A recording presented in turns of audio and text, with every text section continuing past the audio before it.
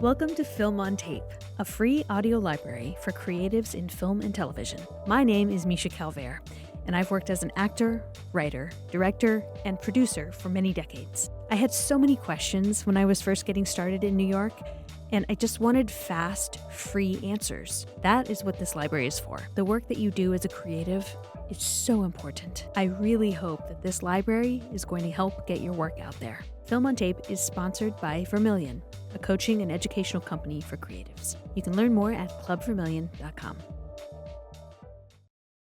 Today I'm going to give you a formula on how to increase your creative output.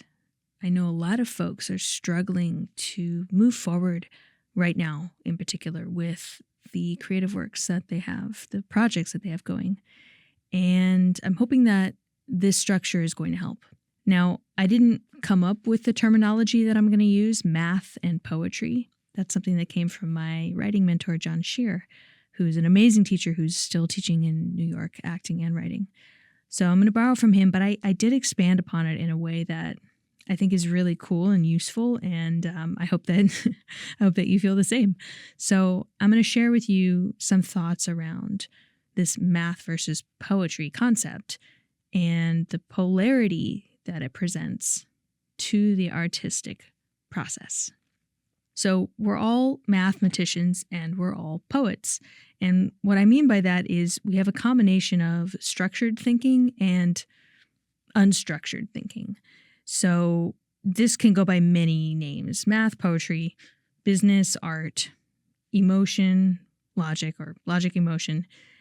And these two polarities represent key aspects of creation that often face off against each other as opposites, but actually they are both essential to the creative process. These two different poles are both critical to making a work. Although I'm going to focus on math and poetry as it applies to writing, because that was the construct that I was first introduced to it with and what I'm using it now for, it can be applied to anything creative. It could be applied to acting, to dance, to podcasting, to any of the arts. So the invitation is there to take what I'm talking about and apply it to what your particular medium is right now. So imagine two kind of thought clouds. Imagine two silos. Imagine two columns, and these are the two polarities that I'm speaking about. So we have math, poetry, logic, emotion, structure, exploration, conscious brain, the unconscious brain, controlled, uncontrolled, contracting, expanding, editing versus free writing, the plan versus the dream, discipline versus inspiration, and finally, matter versus spirit. Now, most of us are imbalanced on this, so we will have one more than the other, or we'll have like a lot more of one than the other. You know, maybe, for instance, we've all met someone who is like so controlled and so structured that they have trouble being spontaneous really in any facet of their life. And then on the other hand, I certainly know people who are so uncontrolled and like kind of raw and wild that I wonder how they're still alive, frankly. So these imbalances are normal, and rare is it that anyone is 50-50. I happen to be 50-50, but that's just because I truly think I was born to be 50-50. My SAT scores were 50-50 language and math. I scored the exact same score on both. And I remember being really floored by that because I had always thought of myself as much more unstructured and much more wild and uncontrolled because I grew up in a wild and uncontrolled environment. It was like chaos in my house and, clutter everywhere and all these plants everywhere and, a lot of like pot smoke at times. Not me, but so it was kind of this wild greenhouse of chaos. And I always figured that would be me like forever. And that's why I was so floored when not that the SATs are everything, they're not, but to see that 50-50 score, I was like, oh, maybe I have more structure than I thought. And now in my adult life, I'm finding that I'm far more structured than I am like wild and raw. And part of that's a conscious choice. So I think I've maybe overcorrected for what I saw as a lack of discipline in my early life. But there's also a tendency as we age for us to get more conservative. And this explains a lot just sociologically about the sort of the grumpy older person paradigm, stereotype. But our brains are optimizing to keep us alive. And in order to do so, they tend to become less adventurous over time. So as we age, we naturally gravitate more toward the math, toward the structure.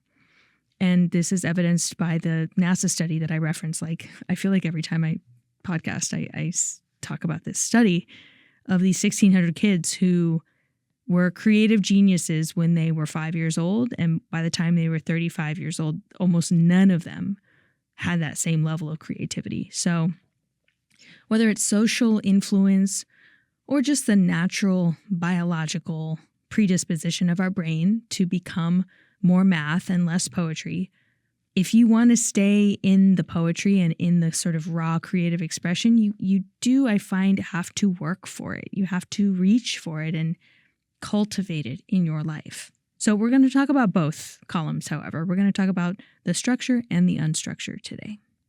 But first, I have a few questions for you. And if you want, you can pause the episode as we go and write down your answers, or you could just think about it as we're talking. I imagine you sitting right here next to me and maybe sipping on a beverage, and we're just chatting about this. Stuff like this is some of my favorite topics in the whole world. So my question to you is your tendency in art one or the other? Do you know? Do you lean more towards the math or more towards the poetry? Are you more, when you sit down to work on a project, are you more structured or are you more chaotic? Once you've figured out which one it is, I'm curious, is that tendency your own? Or did you pick it up from a caretaker?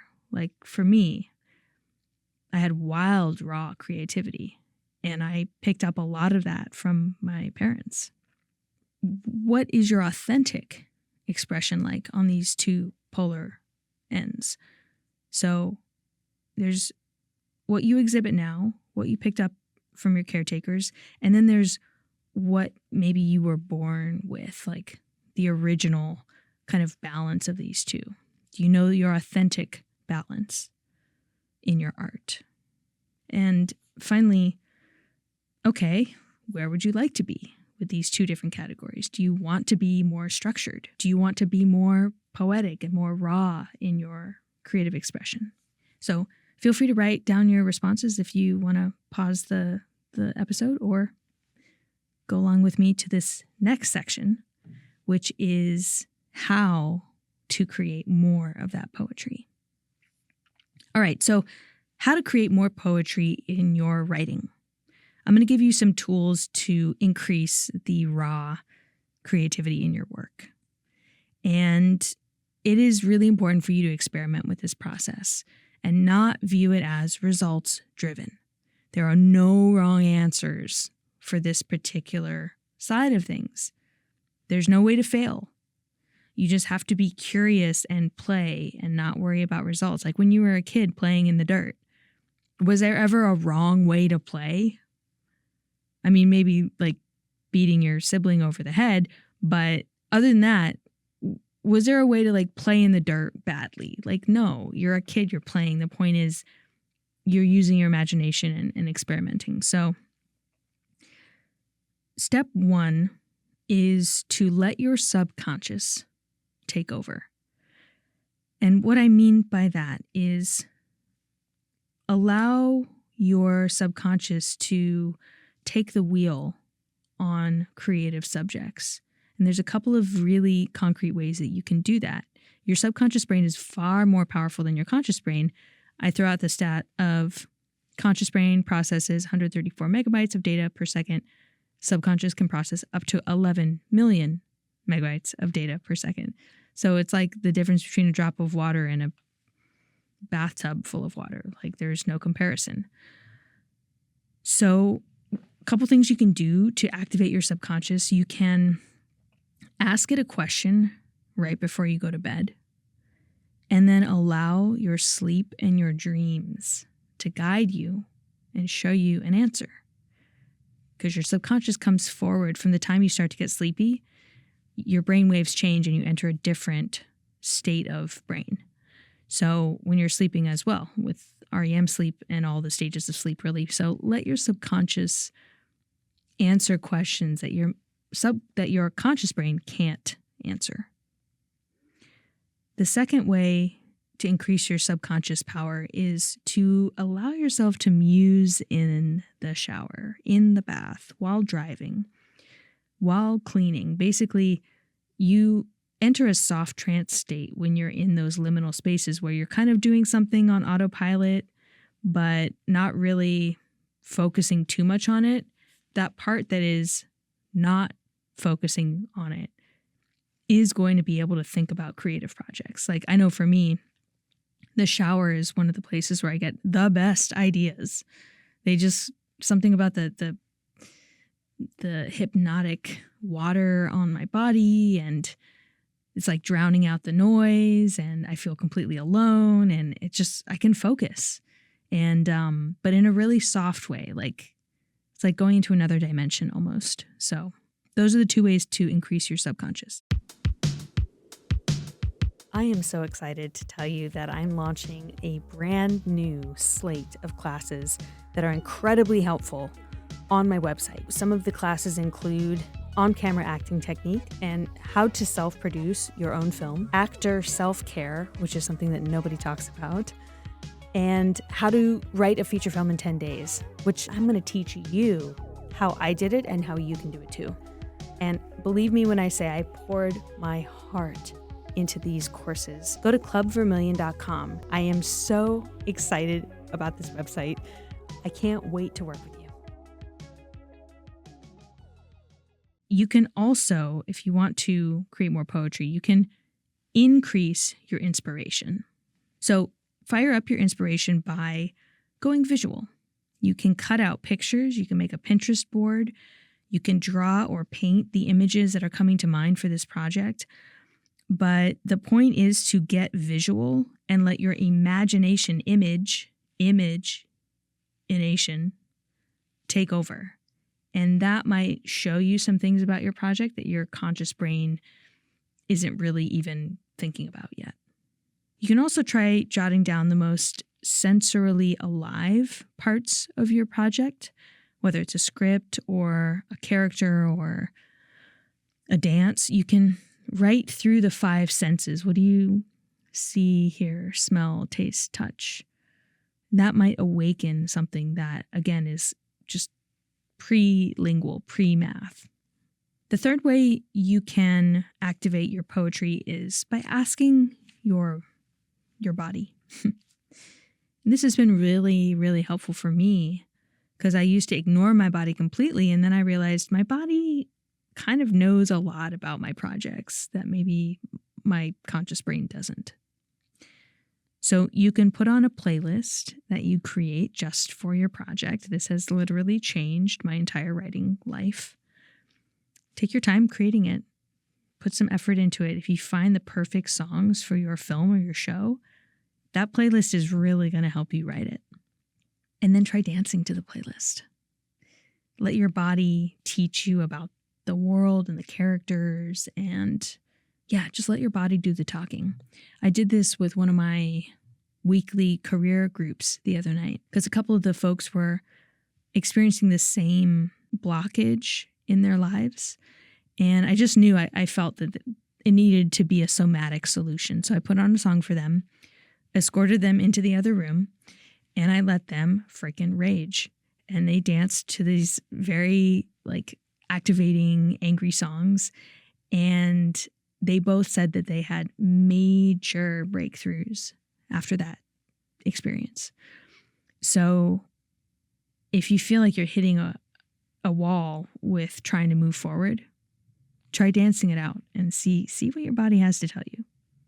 The number 4 way that you can activate your poetry is by talking to a friend about it. So this is an invitation for you, once this podcast is over, to find a friend who you trust and take them out for a coffee and tell them the most exciting thing about your piece, whatever you're working on. And tell them what it means to you emotionally. Like, really open up, and not just the plot, like the brain plot, but the heart of it. Like, let your emotions speak. And then ask them what resonated with them as you were talking about the piece. And then listen to them. Listen to what they say. Because you hearing that your emotional experience activated something in someone else is really powerful and might open up other emotions that you didn't even know were there. So the invitation is to find someone after you're done listening to this episode and pair up with him and try it. Try to let your emotions speak about your project. Okay, that's poetry. Let's cover math.